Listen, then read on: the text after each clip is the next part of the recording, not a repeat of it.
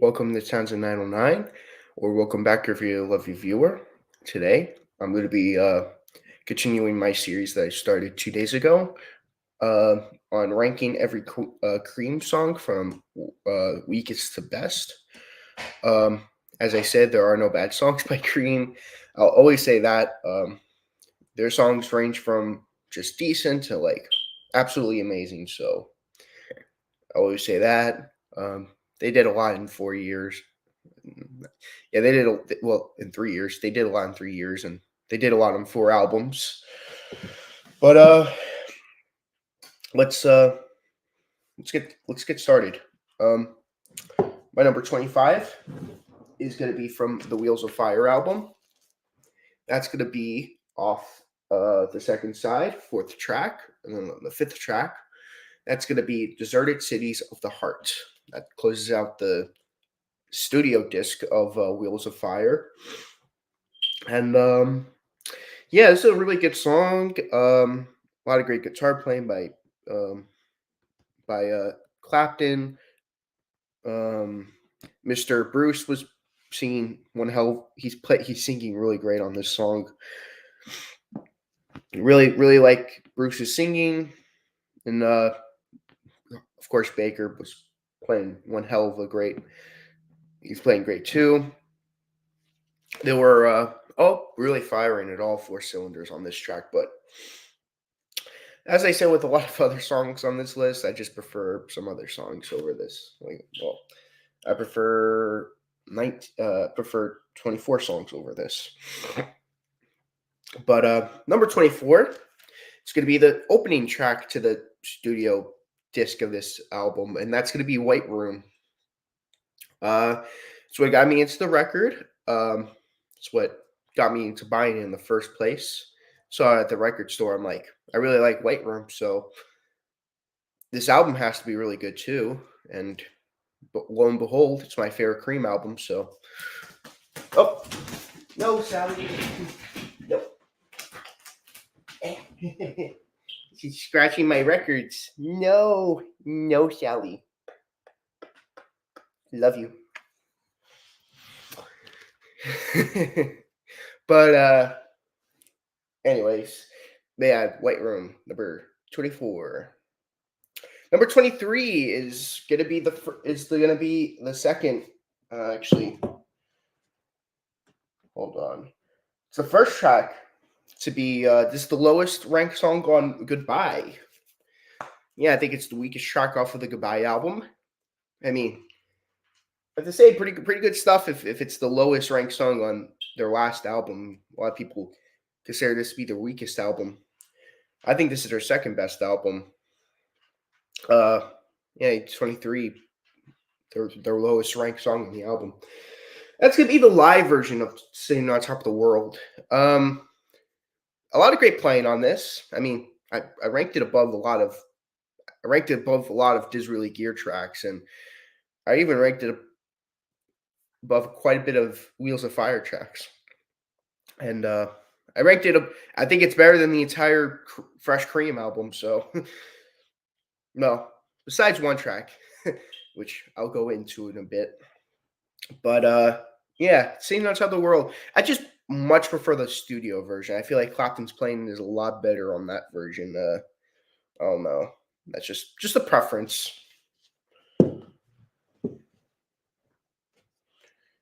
I will say Bruce's voice is a lot better on the live version, but I think the main reason why I like the studio version so much is because of the way Clapton's playing. My number 22 is the opening track to the US Fresh Cream, or just a single in the UK, and that's going to be "I Feel Free." Yeah, this is easily the best track on the US version.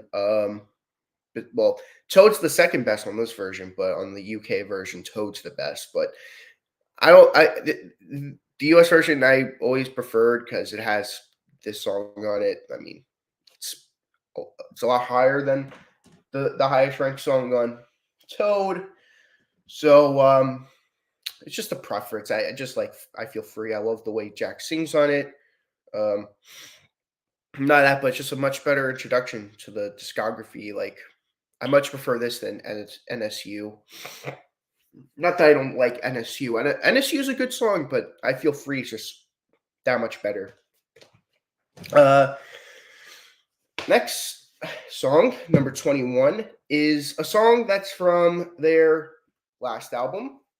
It's the first track because the thing about Goodbye is that the first three songs is live tracks, and then the last three songs are studio tracks. I don't know why they did that. I feel like if they did what they did with Wheels of Fire and they had like a whole disc of live tracks and then a whole disc of studio tracks, it would have been, who knows? It would have been my favorite Cream album. Who knows? I don't know. I just feel like 6 songs just isn't enough for a Cream album. I feel like they really. I know this is a posthumous release, but I feel like whoever put this thing together was really lazy on it. I mean, it's still my second favorite Cream album, but I feel like if there were a lot more, I feel like if this was a double album, if they would have recorded more studio tracks, if they would have had more live tracks, if they would have picked like some like they would have had like I don't know like Sunshine of Your Love live version on this, Tales of Brave Ulysses on the live disc. You know, I'm a big fan of Tales of Brave Ulysses, but I always feel like the live versions were better, and I can't rank none of them because none of them are on the regular studio albums. I'm only going off the live versions that are off this and Wheels of Fire. I'm not doing live Cream. I'm only doing the stuff that's on the studio/live stuff.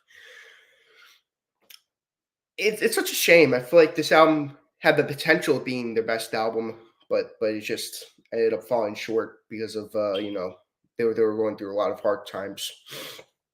Having all that banter said, next song is Badge. It's the Eric Clapton led song. It's written by Clapton and George Harrison, which is cool. I mean, George Harrison guest starred on Cream and Clapton guest starred on the Beatles, so it went all full circle on that. If you ask me, While My Guitar Gently Weeps destroys Badge. Badge is pathetic compared to While My Guitar Gently Weeps, but having that said, Badge is a pretty good song. It opens up the studio half of the album decently. But yeah, it's good. Number 20, Doing That Scrapyard Thing. It's just so dumb. This song is ridiculously dumb. This is Jack Bruce just being Jack Bruce. It's probably the most British thing that they could have came up with, if you ask me. Like this and another track, which I will be discussing. This and another track that they made is just their most British thing that they made, and I love it. I really love it. I know some people are like, doing that scrapyard thing over Badge? Like, yeah, definitely. Any day of the week. Next track I'm going over is not on any of those albums. It's a single only track, but at the same time, it was on Live Cream. I said that I'm not doing any live tracks off of, live albums, but this one's a weird one because it's a studio track on a live album. It's called Lottie Mama, and I mean, I just consider it to be a single track because I don't really want to count that as a live track. It's not even live. It's weird. But Lottie Mama, it has the same riff as Strange Brew, but I think it's a lot better than Strange Brew. I felt like it would have been a better opener to Disraeli Gears than Strange Brew. Having that said, it's my number 19 spot. Speaking of Disraeli Gears, haven't talked about that album in a bit. Number 18, Blue Condition. It's the first track to have Ginger Baker both the writing and singing on their albums. I mean, this is the only song he sings on it, but like on lead vocals, and it's good. I really like it. I feel like I wish he did more of this. You know, he's a very underrated singer, if you ask me. Really, really underrated. I wish he would have done more with Cream. Wish he did more with Blind Faith. I wish he sang more. It's a shame because he has a really good voice. This is another. That's not heavily British, but it's pretty British. Next track though is the most British thing I've ever heard at the end of an album. That's Mother's Lament. It was like, are we rolling? A one, a two, a three. Like my mother was born in my baby last night. This is just like the backstory on Mother's Lament and how this was made is that they were at the end of supposedly at the end of every recording session they would do stuff like this every day at the end of their recording sessions, and then like one day they were doing Mother's Lament and unknowingly someone recorded them making Mother's Lament, and became the whole it ended up being on the album, last song on the album, and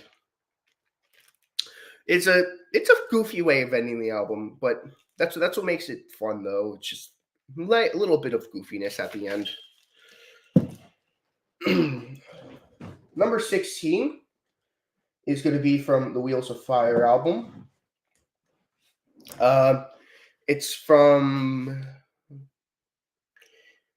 the third track off of the second side of Wheels of Fire. Show the gatefold. Love the gatefold of this album, by the way. one of my favorite gatefolds.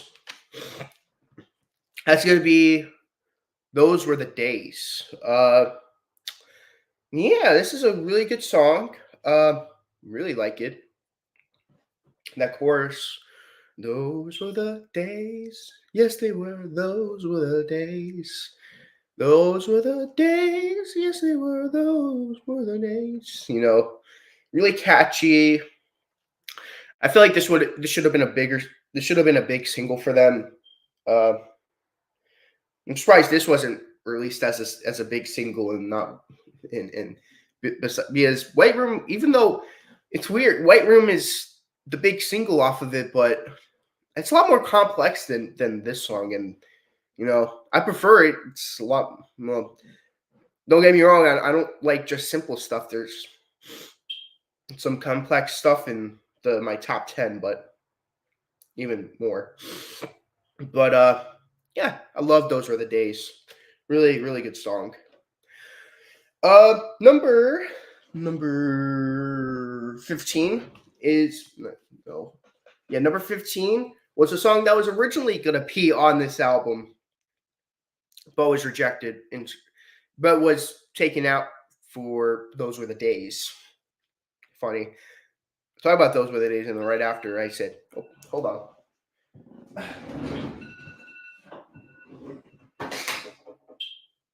But take two. Yeah, it was. They didn't have enough room on the album, and they decided to take this song off for Those Were the Days.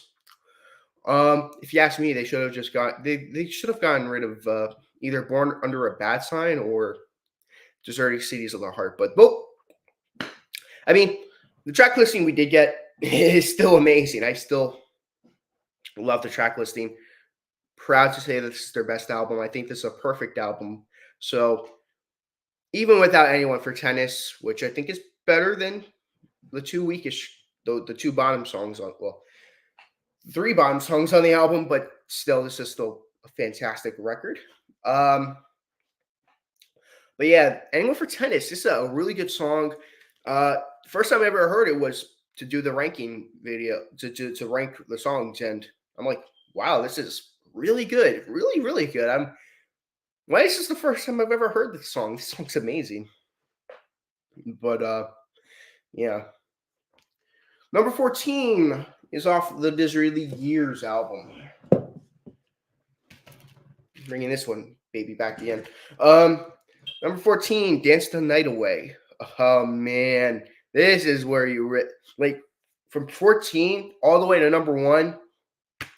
This is what I call just amazing cream. Just like essential cream, if you ask me. It's just top-notch cream. It's just like the greatest thing you've ever heard cream. But yeah, I love it. Number 13, Tales of Brave Ulysses. Oh man, I love Tales of Brave Ulysses. But the reason why it's not on my top 10 is because I prefer the live cuts on it. I've always preferred the live cuts on it, and that sort of docks it down just a little bit. I mean, after listening to some of the best stuff on the live stuffs, but yeah. Number 12, she was a lady, bearded rainbow, or just SWLABR. Yeah, I love this song. It's like, but the rainbow has a beard. Really good. Number 11, Outside Woman Blues. My favorite song off of this album, and it's a shame it didn't make it to my top 10. I really wanted it to be my top 10 in my top 10 cream songs, but yeah. Thank you guys for watching, and I'll catch you guys in the next video. So long.